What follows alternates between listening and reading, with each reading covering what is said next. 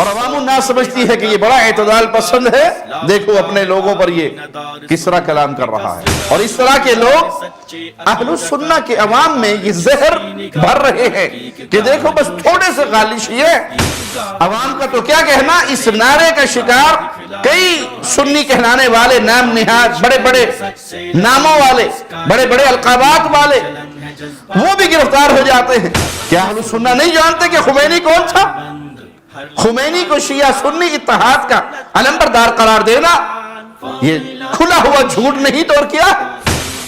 ہر لمحہ قرآن اور سنت کا ترجمان، فضیلت الشیخ توصیف الرحمن۔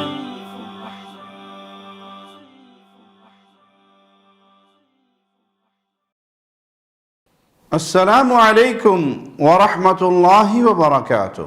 ان الحمد للہ نحمده ونستعینه ونستغفره ونعوذ باللہ من شرور انفسنا ومن سیئات اعمالنا، من يهده الله فلا مضل له ومن يضلل فلا هادي له، اشهد ان لا الہ الا اللہ وحدہ لا شریک له واشهد ان محمدا عبدہ ورسولہ، اما بعد۔ اعتدال اہل سنت کا شعار ہے، کیونکہ ہم رسول اللہ صلی اللہ علیہ وسلم سے محبت کرتے ہیں، اور آپ علیہ الصلاۃ والسلام نے کسی بھی معاملے میں غلو کرنے سے منع فرمایا۔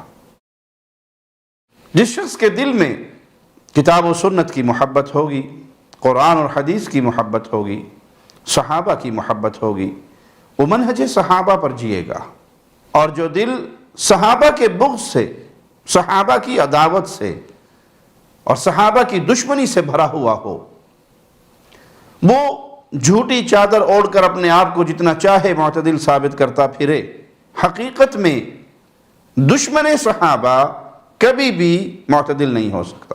اور آج کے دور میں بہت سے وہ لوگ جو پیارے نبی صلی اللہ علیہ وسلم کے صحابہ کی جماعت کے ایمان پر حملہ کرتے ہیں، عقیدہ توحید کے دشمن ہیں، لیکن وہ جھوٹی چادریں اوڑھ لیتے ہیں اور بھولے بھالے اہل سنت نوجوانوں کو گمراہ کرنے کے لیے کہیں وحدت المسلمین کا نام لیتے ہیں، کہیں اتحاد کی راگنی الاپتے ہیں، اور کہیں اپنے آپ کو بڑا اعتدال پسند بنا کر پیش کرتے ہیں۔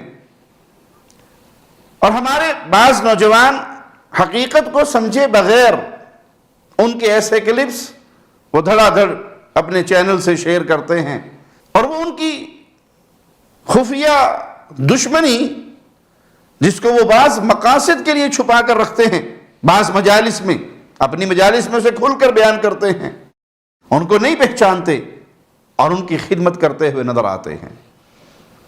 شیعہ امامیہ اس گروہ کے اندر اعتدال کا کوئی وجود نہیں۔ جواد حسین نقوی غالی رافضی یہ اپنی زبان سے بعض دفعہ اپنے کچھ ذاکروں پر غصہ نکالتے ہوئے نظر آتا ہے، اور عوام الناس سمجھتی ہے کہ یہ بڑا اعتدال پسند ہے، دیکھو اپنے لوگوں پر یہ کس طرح کلام کر رہا ہے۔ اور حقیقت میں یہ ان پر غصہ کیوں نکال رہا ہے؟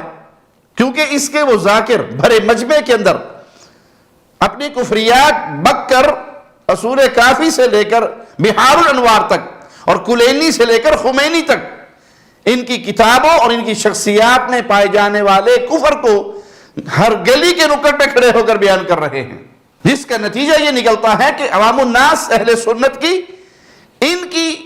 ان کفریات کو سن کر صحابہ سے دشمنی کے ان جذبات کو دیکھ کر ان کی حقیقت کو پہچان لیتے ہیں۔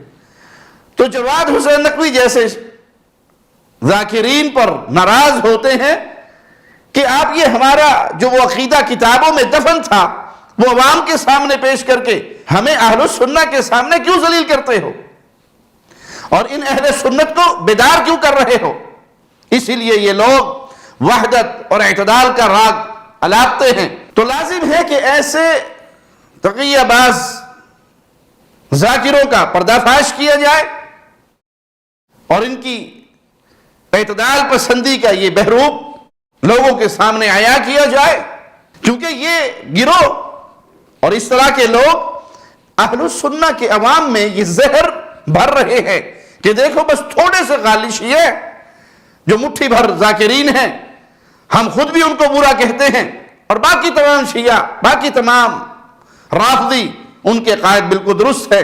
اور اس طرح رافضیت کے لیے عوام الناس اہل السنہ کے دلوں میں محبت کے جذبات پیدا کیے جائیں، اور اثنا عشریہ کا سارا کفری عقیدہ چند غالی ذاکروں کے نام ڈال کر اور انہیں نصیری کہہ کر خود پاک دامن بن کر، خود پاک باز بن کر، خود اعتدال والا بن کر، معتدل اپنے آپ کو بنا کر پیش کر کے اپنے عقائد کو اور اپنے مذہب کو لوگوں کے اندر پھیلاتے رہیں۔ جواد نقوی کے اس بہروب کا صرف یہی ایک مقصد ہے، اور وہ اعتدال کی راہ پہ نہیں بلکہ اعتزال کی راہ پر ہے۔ وحدت المسلمین کا نعرہ بڑا پیارا ہے، عوام کا تو کیا کہنا، اس نعرے کا شکار کئی سنی کہلانے والے نام نہاد، بڑے بڑے ناموں والے، بڑے بڑے القابات والے، وہ بھی گرفتار ہو جاتے ہیں اور اس کے سٹیج پر اس کے دائیں بائیں سج دھج کے بیٹھتے ہیں اور اپنے ایمان کی غیرت کا سودا کر کے آتے ہیں، اور اس کی مجلس میں صحابہ کی توہین ہوتی ہے، نہ اس کی زبان ہلتی ہے اور نہ نام نہاد سنیوں کی زبانیں ہلتی ہے۔ آئیے ہم اس کے چند کلپس آپ کو دکھاتے ہیں تاکہ سنی نوجوانوں کے سامنے اس کا سیاہ چہرہ بالکل واضح ہو جائے۔ امیر المومنین مدعی تھے کہ رسول اللہ کے بعد خلافت میرا حق ہے، لیکن مسلمانوں نے فیصلہ کر لیا اور وہ امیر المومنین خلیفہ کے طور پر نہیں قبول کیے گئے۔ خطبہ دینے کی اب بی بی جا کر بیٹھی مسجد کے اندر، وہ روئی شدت کے ساتھ، اتنی روئی پوری مسجد کو رلا دیا، حتیٰ یہی اشقیاء جنہوں نے غصب کیا تھا یہ بھی رونے لگے۔ ناسبی کی علامت یہ ہے کہ آج کل ضروری نہیں کہ اہل بیت کو نعوذ باللہ برا بلا کہے بنو امیہ کی طرح، یہ جرت نہیں ہوتی اہل بیت کو چڑھ کے آ کے امام صادق کی توہین کریں، بلکہ ناسبیت کی علامت یہ کہ دشمنان اہل بیت کی تعریف کرتے ہیں، ان کا دفاع کرتے ہیں۔ جو اہل بیت کے دشمن ہیں بنو امیہ، معاویہ کی تعریفیں کریں گے، یہ ناسبی ہیں در حقیقت یہ لوگ۔ ابو ہریرہ صاحب نے مال پر کہ یہ مال میں نے بڑی محنت سے بنایا ہے اور یہ آپ مجھ سے لے رہے ہیں، یہ تو زیادتی ہو رہی ہے۔ خلیفہ کو طیش آیا، لٹا کر خلیفہ نے خود کوڑے مارنا شروع کیے اور پیٹھ سرخ نہیں بلکہ سیاہ کر دی، مال بھی لے لیا، کوڑے بھی مارے۔ جواد نقوی نے اپنے پرسنل اکاؤنٹ سے ٹویٹر پر ایک ٹویٹ کی کہ سنی مسلمان ہے، ناسبی مسلمان نہیں، شیعہ مسلمان ہے، نصیری مسلمان نہیں۔ یہ مسلمانوں کے دونوں فریق کا نام استعمال کر کے ایک بغض اہل بیت اور ایک کفر و شرک پھیلا رہا ہے، اور علماء مسلکی تعصب میں شکار ہو کر ان کی حمایت کر رہے ہیں۔ یہی تو جنگ ہے کہ شیعہ ناسبی کو اور سنی نصیری کو کنٹرول کرے۔ اب یہی تو غور طلب نقطہ ہے کہ خود کو معتدل ظاہر کرنے والا یہ کٹر رافضی جواد نقوی کیسے مکاری اور چلاکی سے روافض کا سارا کفر نصیریوں پر لگا کر اپنے بد مذہب کا دفاع کر رہا ہے، اور خود تقیہ کی چادر میں چھپ کر تمام اہل سنت کی تکفیر بھی کر گیا۔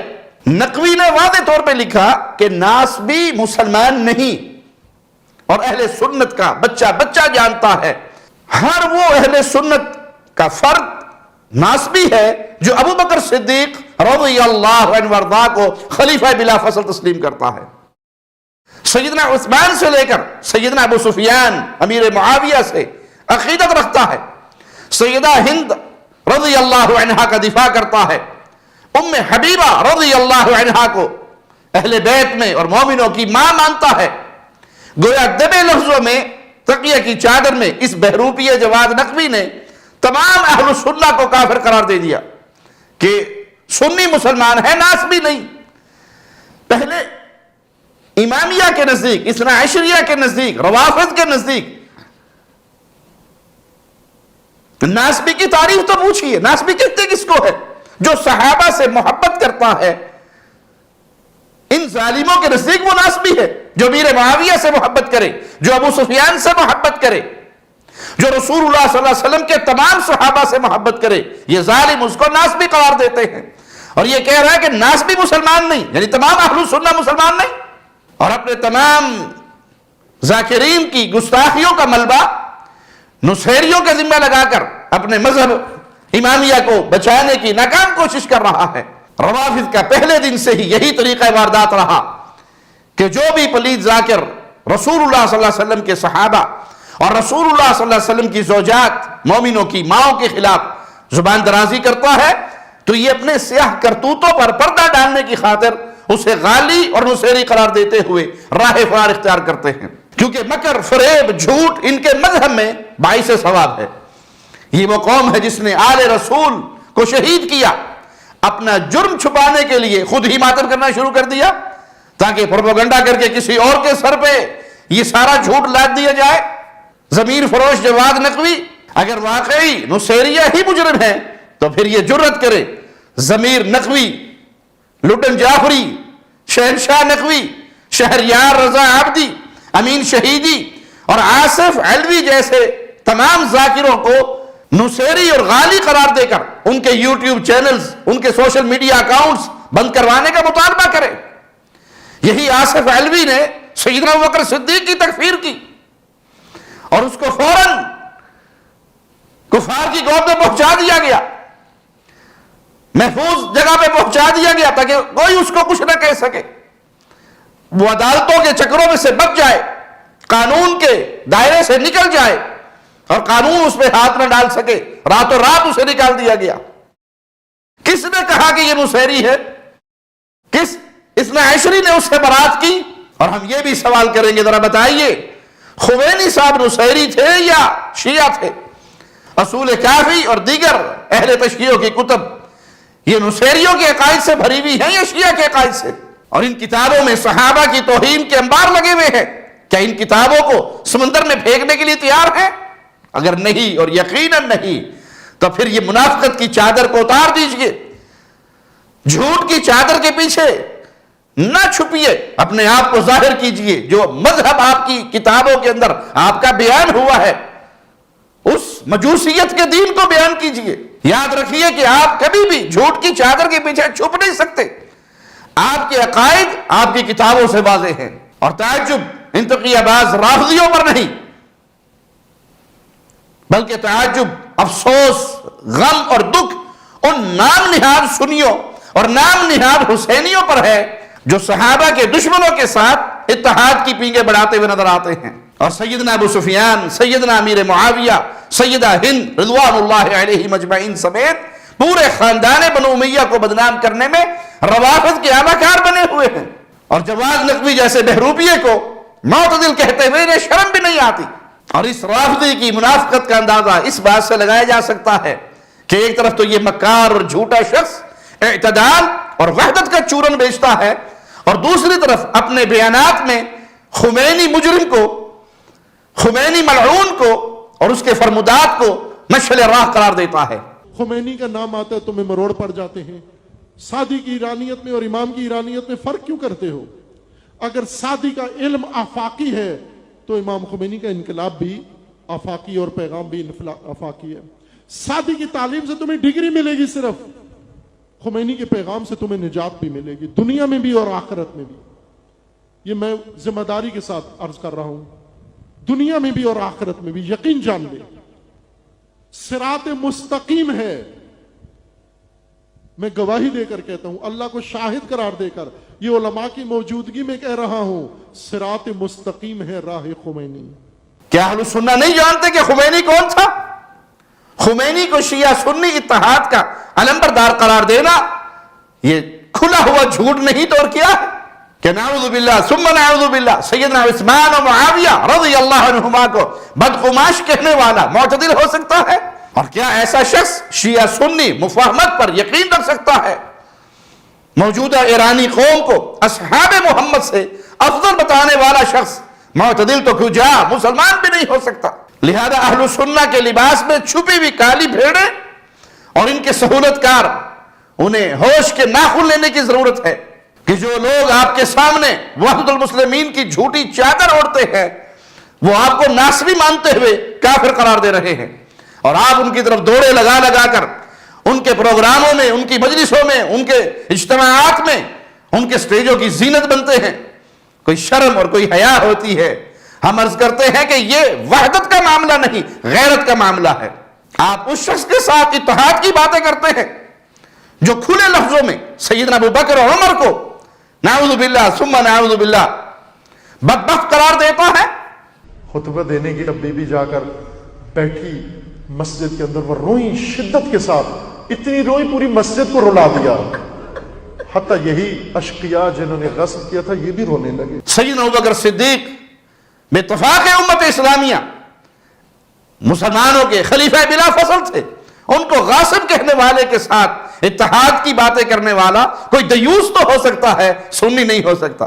جس شخص کے ساتھ آپ وحدت المسلمین کانفرنس کرتے ہیں، اس جواد نقوی کے نزدیک امیر معاویہ رضی اللہ عنہ وارضا امیر المؤمنین خال المؤمنین کی تعریف کرنا ناسبیت ہے۔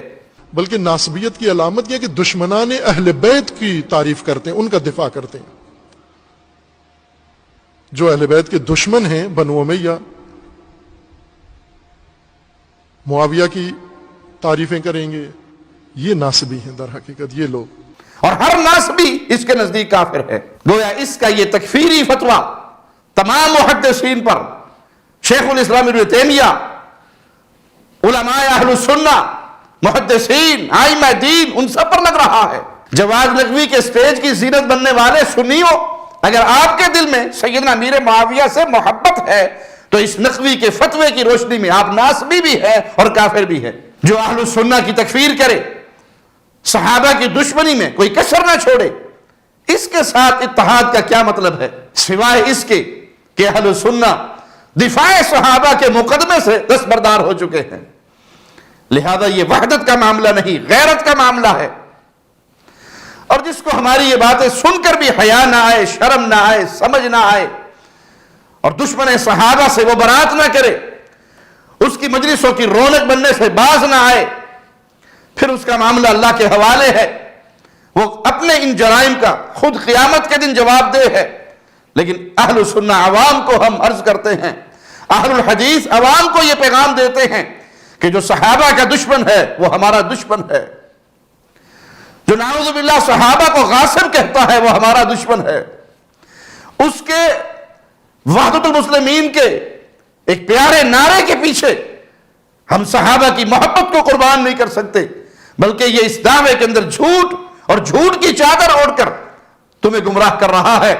اپنی غیرت کو سنبھالو، ایمانی غیرت کو للکارو، ایمانی غیرت کو اپنے دلوں میں اجاگر کرو، اور اپنی محبتوں کا محور صحابہ کو بناؤ، رسول اللہ صلی اللہ علیہ وسلم کو بناؤ، اللہ کی وحدانیت کو بناؤ، جو یا علی مدد کے نعروں میں تمہارا استقبال کرے، جو شرک کے آوازوں میں تمہارا استقبال کرے، جو رسول اللہ صلی اللہ علیہ وسلم کے صحابہ کو اور آپ صلی اللہ علیہ وسلم کی پوری جماعت کو نعوذ باللہ غاصب قرار دے، ان سے اپنے دامن کو بچاؤ، وگرنہ قیامت کے دن کیا منہ لے کر رسول اللہ صلی اللہ علیہ وسلم کے سامنے پیش ہو گئے۔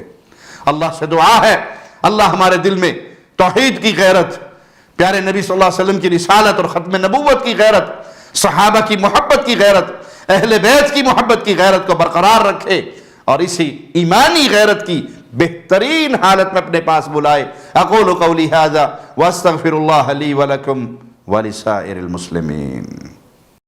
ہر لمحہ قرآن اور سنت کا ترجمان، فضیلت الشیخ توصیف الرحمان۔